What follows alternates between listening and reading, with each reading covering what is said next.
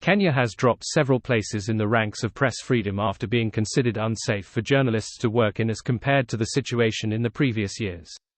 Speaking during a media training on new media trends organized by Zetech University, media trainer and an editing consultant at the Africa Report Ms. Rachael Ombaka said that the decline in these rankings follows several verbal and physical attacks on journalists by political leaders in the recent past.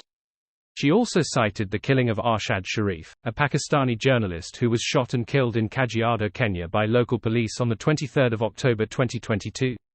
The Kenyan police, however, described the shooting as a case of mistaken identity, with speculations rife on social media that he had been assassinated.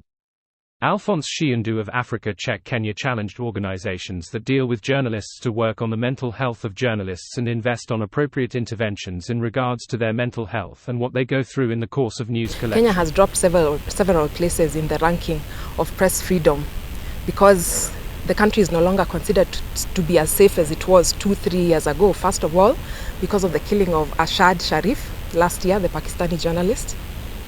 Second of all, the attacks on journalists, particularly by our leaders, when they make statements in the public that are threats, that are intimidating. It makes the public think that journalists are not credible, even when they are credible. So they need to think about what leaders say about press, about journalists. And it's important also to consider that the Constitution protects media freedom, Article 34. It guarantees protection of the media. So when you have leaders attacking the media, are they respecting the Constitution? They are not. And also the importance of having the media regulator. When you are encountering a dangerous situation, who do you contact first? The media regulator, MCK, is also responsible for the safety of journalists, and that is why sometimes you see them release statements when a journalist is attacked. Kuna hii policy brief ambayo inazinduliwa leo kuhusu freedom of the media. Na ukiangalia hiyo policy brief inaelezea shida nyingi ambazo waandishi wa habari wanapitia. Kuna shida ya malipo, kuna shida changamoto za jinsi kazi inavyoathiri kwa njia mbalimbali. Kuna zile tunasema pressure kutoka kwa iwe ni serikali, iwe ni kwa kampuni mbalimbali, iwe ni kutoka kwa viongozi. Kuna zile tunaita threats kutoka kwa watu kule nje. We have organizations that deal with journalists, for example the Media Council of Kenya. This is an opportunity for them to fundraise and do research on just actually the mental health of journalists. And it's a good opportunity because it will inform the kind of interventions that are given to journalists with regard to their mental health and with regard to what they're doing. Journalists were, however, challenged to adapt to emerging technological trends, not only to remain relevant in the fast-changing profession but also for financial independence. The facilitators of this training noted that most journalists were languishing in poverty due to failure to embrace technology and new media platforms to earn. These revelations come at a time when many journalists from various media houses continue losing their jobs due to layoffs and many of their colleagues complaining of going for months without pay. We know that the economy right now is very difficult for a lot of people, particularly for media houses. They are downsizing, and when they downsize, it means there is loss of jobs, loss of income. But from my experience, I have seen collaboration with organizations such as UNESCO that give grants to journalists, especially those ones who have now become forced to become freelancers. They are given grants to cover stories, and a lot of them I have also seen when I was a judge at the annual Journalism Excellence Awards. These freelancers are the ones who win a lot of those awards because of the grants they are given. You're able to go and cover a story as far as Turkana, as far as Isiolo. So grants is one of the ways that journalists can save themselves from loss of income. And apart from UNESCO, there are also international organizations that offer these grants. And once you apply for it with several others, they take you either for training, and after that training, they ask you to pitch a story. And from that story, you can get some income to survive these tough economic times. Zetech University Deputy Vice-Chancellor Professor Alice Juja said the training would help the media professionals to hone their skills, adapt to new trends and remain relevant. She added that the trainings will be undertaken across the country to help journalists. Participants said the training would not have come at a better time, saying it has provided them with new opportunities to explore in order to remain relevant. The journalists also lamented about the personal safety whenever assigned to violent workplace. Today's cohort is from the Kiambu area, and this is part of our community engagement project, where we want to ensure that we carry out our mandate of engaging the community and making a change in the livelihoods of whoever is involved with us. So we have put together 35 journalists today to train them in areas that pertain to changes in the media industry.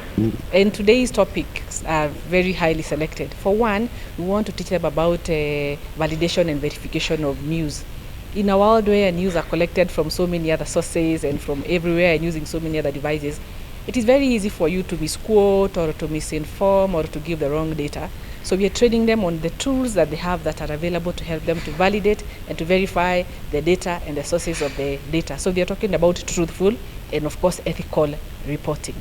The other thing we have noted is that there is a lot of changes in the media because of convergence of media and computing. So we want to introduce them to some of the technology that is being used today, changes in photography, changes in newscasting, changes in even how you do your print documents, changes in the way that media now, the media industry now presents data. So we'll be introducing them to some of the changes in the technology that is used in computing. And finally, the world is becoming a little bit dangerous for the media people as they go reporting. Sometimes you are not very sure whether they'll be physically harmed. Sometimes you're not sure whether even their data is safe. So we'll teach them a few tips on how to ensure that their own safety is assured whenever they're out in the field collecting data or even doing the reporting. I'm Gure Kangara. I work for a radio station called Moroto FM.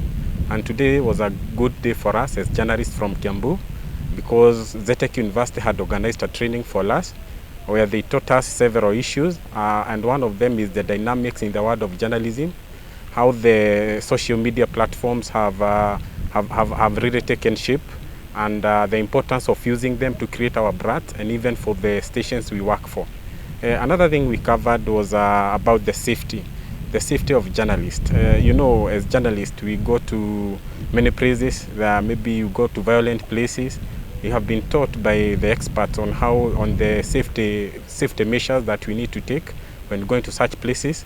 And in case you get yourself in a problem, the steps you should take, maybe the legal steps and so on. My name is Matthew Dungu. I work with Media Max Networks Limited, and I'm grateful to have attended this session. We are here to thank Zetech University for allowing us to learn. We've been taken through various sessions, among them safety of journalists.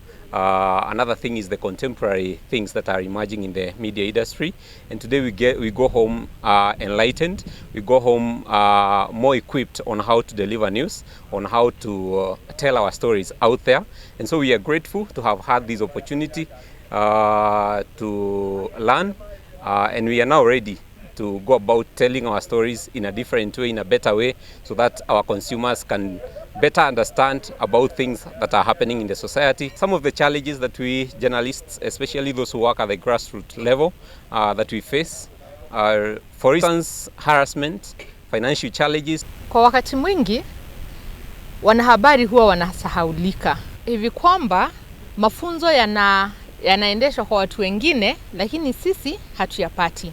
Huwa tunapatana na changamoto nyingi tunapoenda kutafuta habari zetu, na zingine hatujui jinsi tunavyoweza kupambana nazo. So kwa hii mafunzo yenye tulikuwa nayo leo, tumeweza kufunzwa jinsi tunaweza kukabiliana nazo.